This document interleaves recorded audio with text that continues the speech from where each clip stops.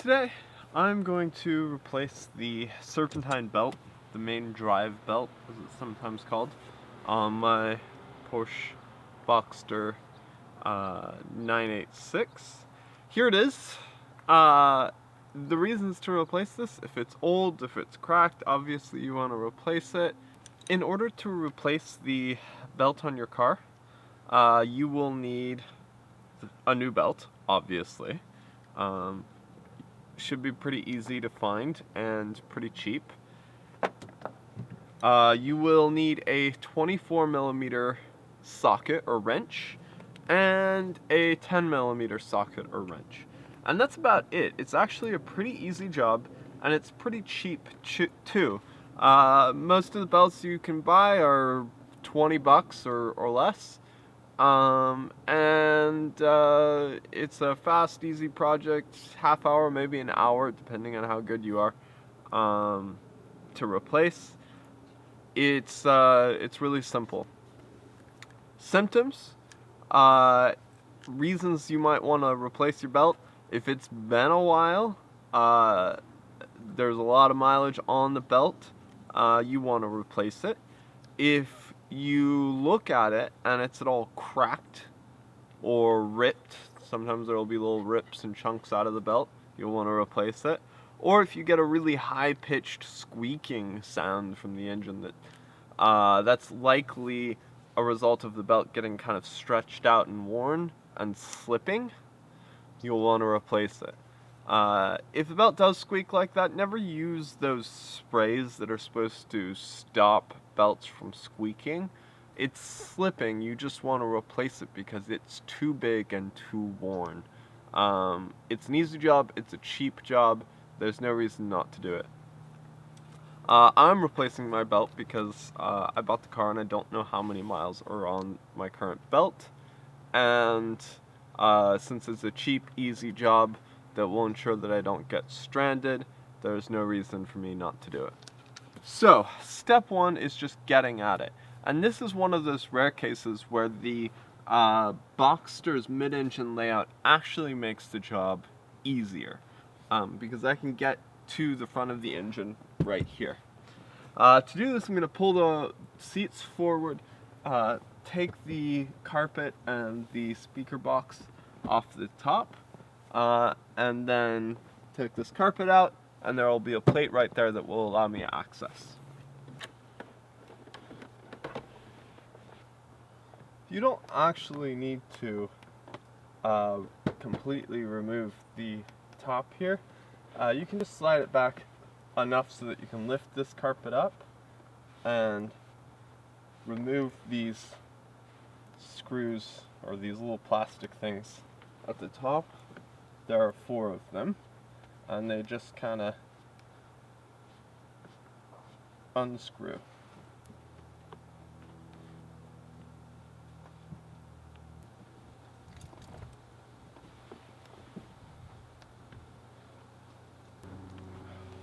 Once you have all 4 of these little plastic clips unscrewed from the top here, this carpet should just lift up over those screw things and pull out.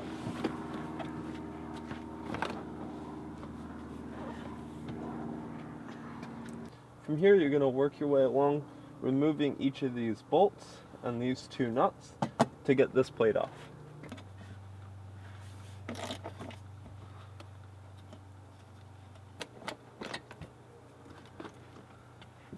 With all the bolts and nuts removed, this should just lift easily out of the way.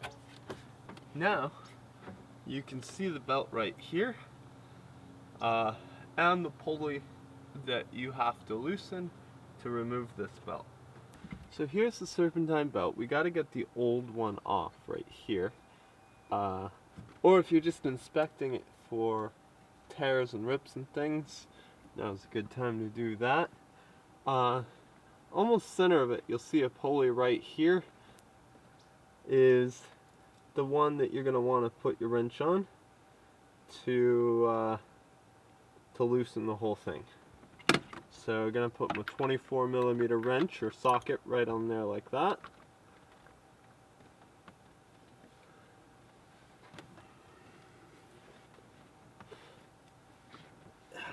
And you'll see that that allows it to slide off completely like so.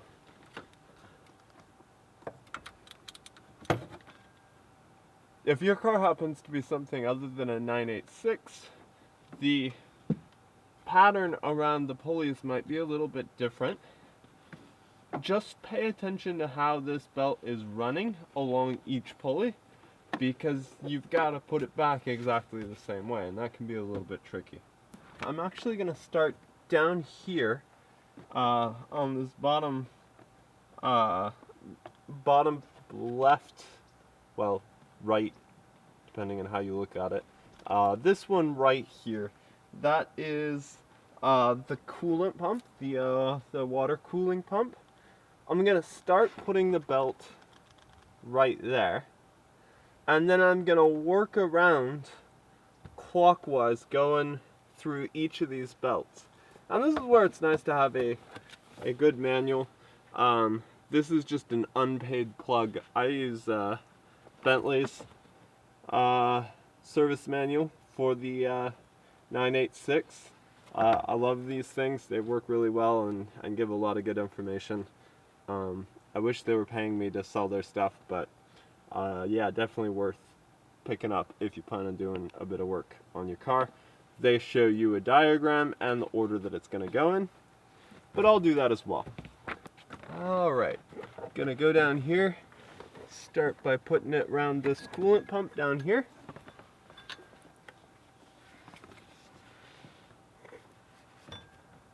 Make sure it's in those grooves good. Next, the alternator.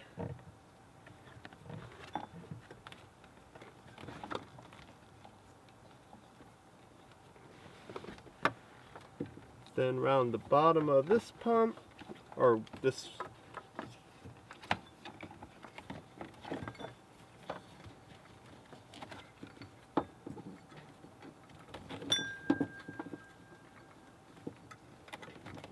round the bottom of that.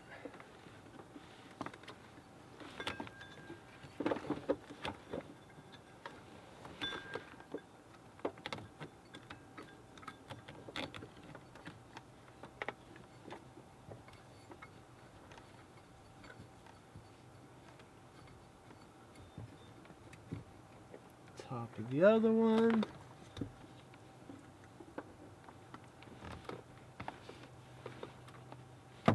Top of the next one.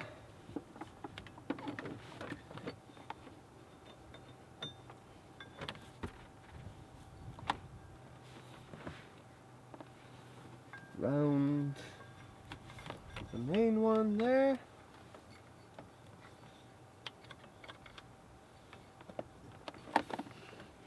Over that tensioner. Alright. Sometimes there's a way to lock these open, but I don't see that here. That's alright, we'll just move that like that.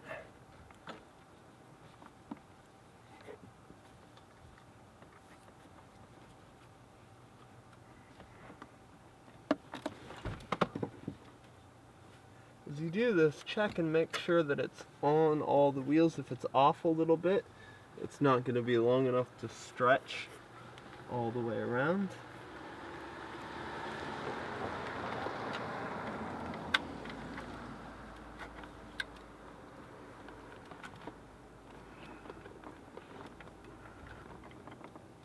There we are. Just going to check again, make sure that it's actually on the wheel and not just resting half off. If it's resting half off and you apply the tension, you can actually damage the belt. But everything looks like it's riding on there perfectly. I'm just going to let go. And there it is.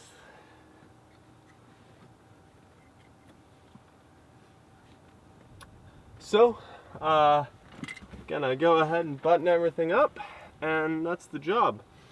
If you're just replacing this belt as part of your maintenance program, you can save the old belt. You can even actually carry it with you in your trunk, because as you can see, it takes just 2 tools to replace it, and if it ever does happen to break, you'll have a spare located in your trunk, and you can actually just replace this on the side of the road.